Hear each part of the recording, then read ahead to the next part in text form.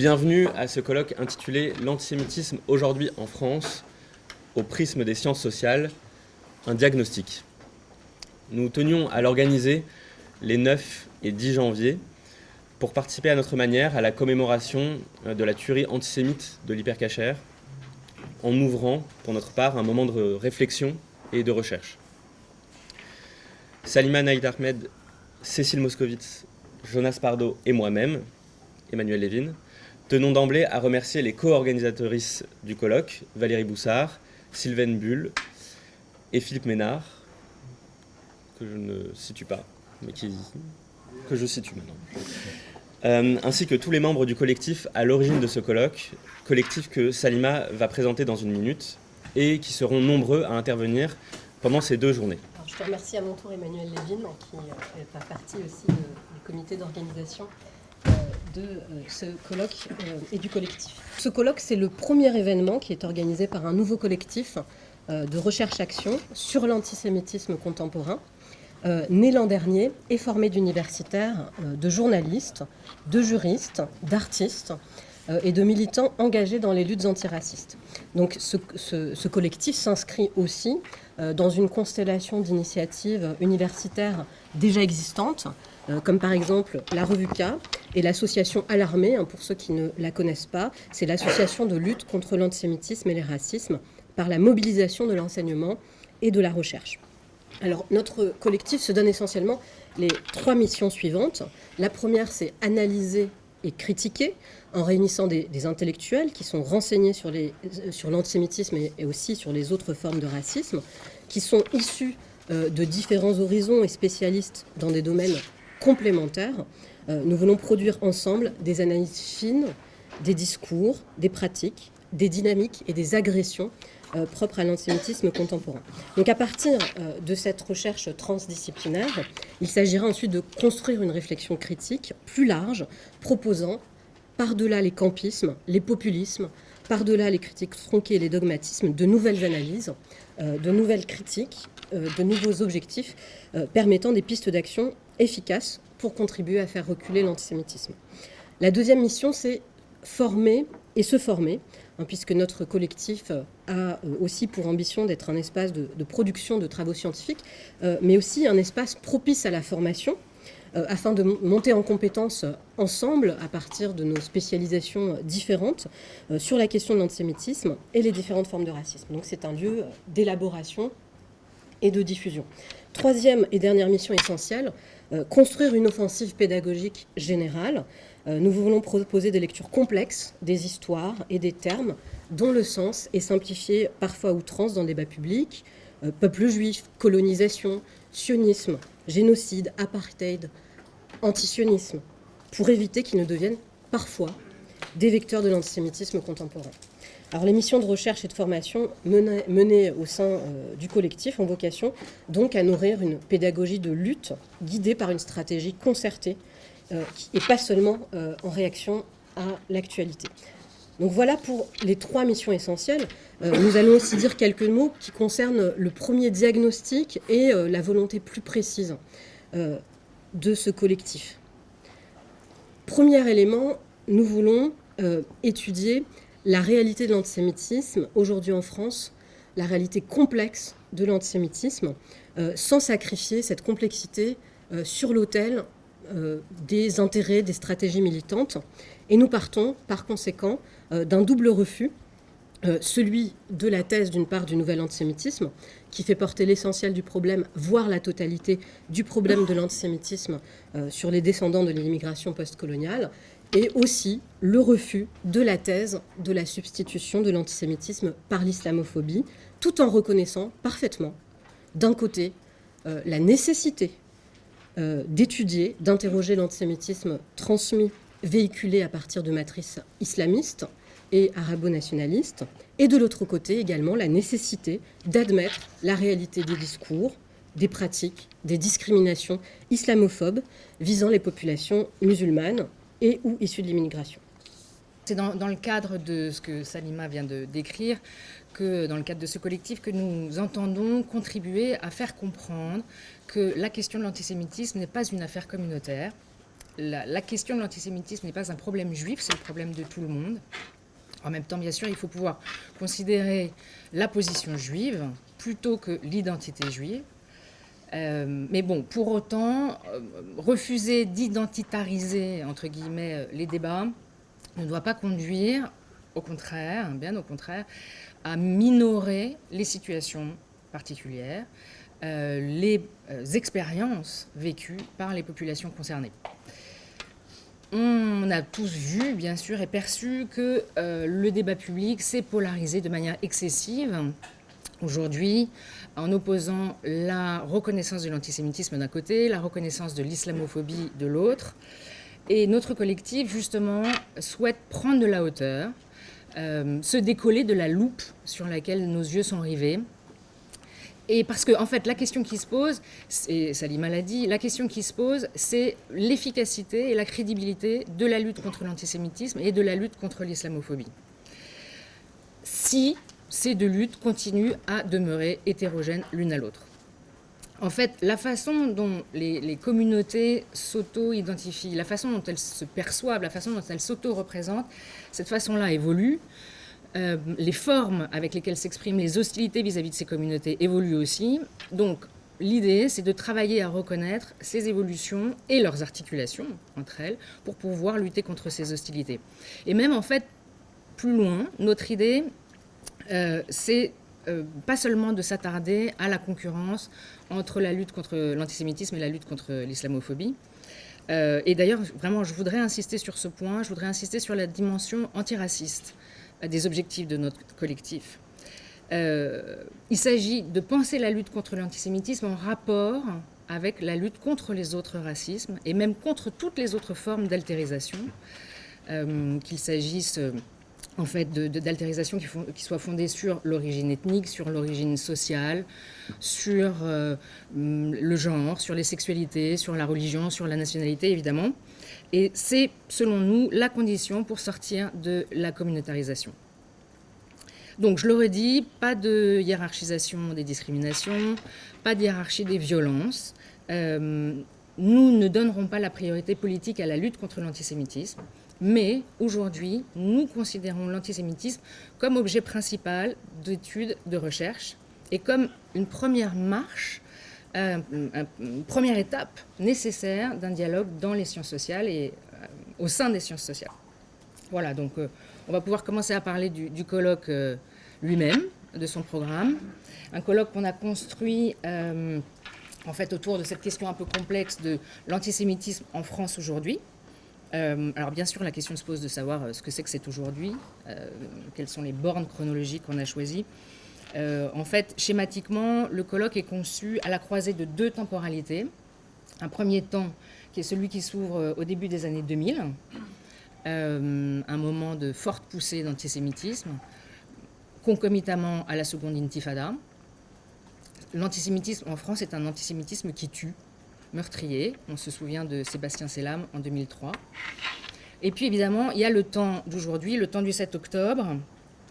C'est le temps des massacres et des prises d'otages perpétrés par le Hamas et le djihad islamique, des bombardements massifs et des massacres perpétrés par l'armée israélienne à Gaza, au Liban, sans oublier les exactions en Cisjordanie. Des accusations de crimes de guerre, de crimes contre l'humanité ont été formulées à l'encontre du Hamas, à l'encontre du gouvernement israélien aussi. Je rappelle ces éléments factuels juste pour dire le contexte dans lequel le collectif a vu le jour, et ce colloque aussi, et contexte sans lequel ce collectif n'aurait sans doute pas vu le jour, ou en tout cas pas de la même manière. Voilà. Merci Cécile, merci. Et bonjour à toutes et tous. Donc la borne géographique des discussions qui vont animer ces 2 jours, c'est la France, puisque voilà, depuis 2000, différentes affaires d'homicide, d'agression physique, de viol, singularisent le cas français en matière de violence antisémite. La tuerie de l'hypercachère, dont nous commémorons aujourd'hui les 10 ans, est un cas parmi ces affaires. Le 7 octobre 2023 s'inscrit dans un contexte déjà chargé en termes d'antisémitisme. Et il marque une nouvelle hausse des actes sur la voie publique, sur les réseaux sociaux, dans les universités, les écoles, sur les lieux de travail et dans la sphère privée. Et dans le même temps, on observe des discours de minimisation, voire de déni de ces actes. Et ces discours de minimisation se multiplient en même temps que les actes. De manière concomitante à cette multiplication des faits, il y a multiplication des discours antisémites. D'abord, les accusations anti-juives qui ont été élaborées dans l'après-guerre, après la Shoah, l'antisémitisme secondaire, dont on parlera dans quelques moments, le rejet de la culpabilité, le négationnisme, la mise en concurrence des mémoires, les accusations de double allégeance. Ce sont des accusations qui circulent encore et toujours.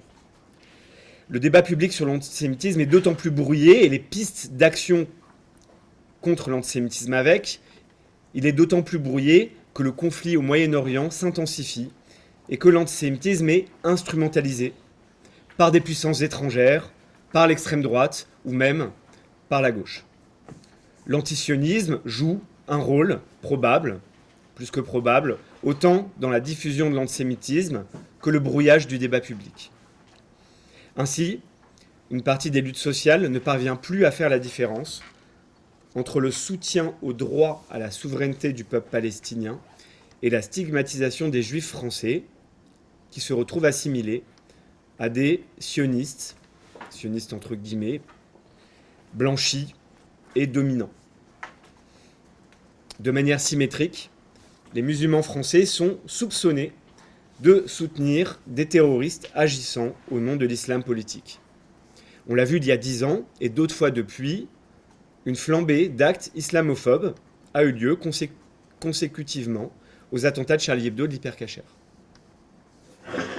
Les questions générales que l'on pose dans ce colloque, assiste-t-on à des mutations décisives dans les modes d'expression et dans les causes de l'antisémitisme? Comment caractériser aujourd'hui ce que Léon Poliakov appelait une animosité haineuse? Quels sont les liens effectifs ou latents entre les discours et les actes antisémites, et entre l'antisionisme et l'antisémitisme?